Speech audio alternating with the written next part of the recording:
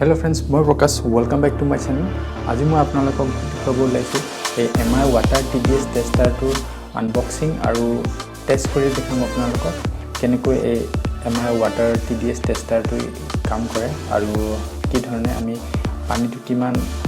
ভাল হয় সেইটো জানিব পাৰিম এই MI TDS tester টো ইউজ কৰি পেলাই কিমানখিনি ভাল হয়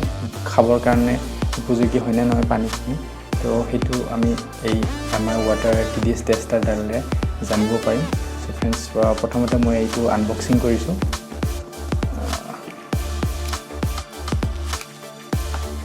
এখন হল ইউজাৰ মেনুৱেল কেনেকৈ ইউজ কৰিব লাগে ইয়াতে কি বেটাৰী লাগে লিখা আছে LR44 এই বাটন বেটাৰীটো ইয়াতে লাগে মই দেখুৱাই দিছো আপোনালোকক এনেকুৱা ধৰণৰ LR44 বাটন বেটাৰীটো আপোনালোকে কিনিব তাৰ পিছত কিন্তু বেটাৰীটো এই পেকেজৰ ভিতৰত নাই মই এক্সট্ৰা কৈ বেটাৰী দুটা কিনিব লগা হৈছে LR44 বেটাৰী দুটা এক্সট্ৰা কৈ কিনিছো মই সো তাৰ পিছত এতে গোটেইখিনি লিখা আছে কেনেকৈ টেষ্ট কৰা হয় ইয়াতে ভ্যালুটো কিমান ওলালে পানীটো আমি জানিব পাৰিম সাফ হয় হেতু ইয়াতে লিখা আছে যে as per Indian standard the acceptable TDS limit maximum is 500 ppm or 500 mg per L for drinking water মানে 500 লৈ পানীটো যদি এই টেষ্টাৰডাল 500 দেখায় তেতিয়াহলে হেতু আমি খাব পাৰো আৰু যদি 500 ৰ ওপৰত হয় বা 600 700 এনেকুৱা হয় তেতিয়াহলে সেই পানীটো খোৱাৰ কাৰণে উপযোগী নহব আমি এতিয়া টেষ্ট কৰিম এই MI TDS টেষ্টাৰডালৰে প্ৰথমতে দেখুৱাই দিছো আপোনালোকক এনেকুৱা হয় TDS টেষ্টাৰডাল এতে ডিসপ্লে আছে এখন LCD ডিসপ্লে তাৰ পিছত এইটো পানীত আপোনালোকে দিব লাগিব এইটো সাইডটো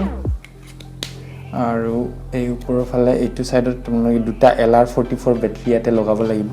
যেটো পেকেটটো লগত নাহে আপুনি এক্সট্ৰাকে কিনি ল'ব লাগিব সেই বেটাৰী দুটা সো মই এতিয়া এই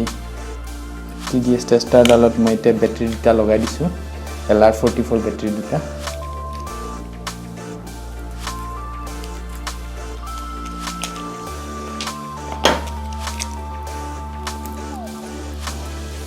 ইয়াতে তলত লিখা আছে প্লাস কোন পিনে মাইনাস কোন পিনে হ'ব বেটাৰী কেটাৰ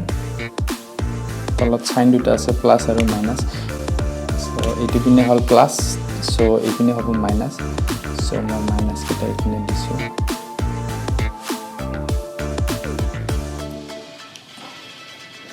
ওকে বেটাৰী লগাই দিলো এতিয়া মই এইটো কেপটো বন্ধ কৰি দিম এইটো দেখিব পাৰিছে এবাৰ ডিসপ্লেত আহিছে 0 ppm মানে পানী দিয়াৰ পিছত ইয়াত ৰিডিং আহিব কিমান ppm হয় পানীখিনি সো হেতু আমি চাই পেলাই ক'ব পাৰিম পানীখিনি কিমান ভাল আছে সো এতিয়া মই আপোনালোকক টেষ্ট কৰি দেখুৱাই দিছো সো মোৰ লগত আছে এইটো নরমাল 10 টকীয়া পানী বটল সিল পেক আছে মই এইটো খুলিম এতিয়া আৰু এইপিনে আছে এইটো মই কুৱাৰ পৰা উঠাই অনা পানী ডাইৰেক্ট কুৱাৰ পৰা ফিল্টাৰ কৰা নাই কুৱাৰ পৰা উঠাই পেলাই গ্লাছত মই লৈছো সো এতিয়া মই TDS টেষ্টাৰ ডালেৰে এই গ্লাছত থকা কুৱাৰ পানীটো আৰু এইটো 10 টকীয়া পেকেট ড্ৰিংকিং ৱাটাৰটো টেষ্ট কৰিম কিমানখিনি TDS ppm ইয়াত দেখুৱাই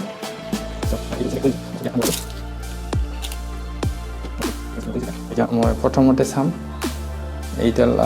এইটো পেকেজ ড্ৰিংকিং ৱাটাৰ বটলটো 10 টকীয়া বটলটো ৰিডিং কিমান আহে ইয়াত দেখাই আছে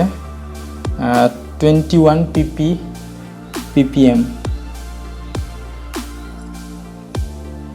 ঠিক আছে ওকে এইটো মই এতিয়া উঠাই দিছো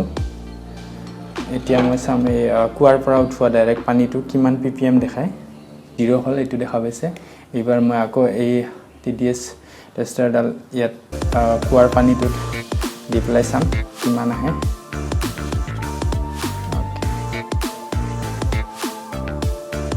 ওকে फ्रेंड्स দেখা পাইছে 51 ppm ৰিডিং আহিছে মানে আপোনালোকে ডিফাৰেন্সটো গমেই পাইছে ইয়াত 51 দেখাইছে সো তো ক'ব পাৰিম যে এই কাৰণ এই কুৱাৰ পানীটো মই কোনো ফিল্টাৰ কৰা নাই সো ইয়াত অবভিয়াছলি বেছিকৈ ৰেডিং দেখাইছে মানে ইয়াত কিছুমান ইম্পিউৰিটিজ আছে সো আমি ফিল্টাৰ কৰাৰ পিছত ইয়াৰো ppm নিশ্চয় ইয়াৰো ppm কমি যাব সো ফ্ৰেণ্ডছ তেনেধৰণৰকৈ আপোনালোকে টেষ্ট কৰি পেলাই এই TDS MIR TDS ৱাটাৰ টেষ্টাৰডালেৰে পানীটো কিমানখিনি ভাল হয় সেইটো আপোনালোকে টেষ্ট কৰি চাব পাৰিব আৰু কৈছোঁ এই ভিডিঅ'টো আপোনালোকৰ কাৰণে ইনফৰ্মেটিভ আছে আৰু যদি আপুনিও এই TDS MIR ৱাটাৰ TDS টেষ্টাৰডাল কিনিব বিচাৰিছে মই লিংক তলত ডেছক্ৰিপশ্যনত দি দিছোঁ তাত গৈ আপোনালোকে কিনি ল'ব পাৰিব এই MIR TDS ৱাটাৰ টেষ্টাৰডাল ফ্ৰেণ্ডছ যদি মোৰ এই ভিডিঅ'টো ভাল লাগিছে লাইক কৰিব শ্বেয়াৰ কৰিব আৰু মোৰ চেনেলটো ছাবস্ক্ৰাইব কৰিবলৈ নাপাহৰিব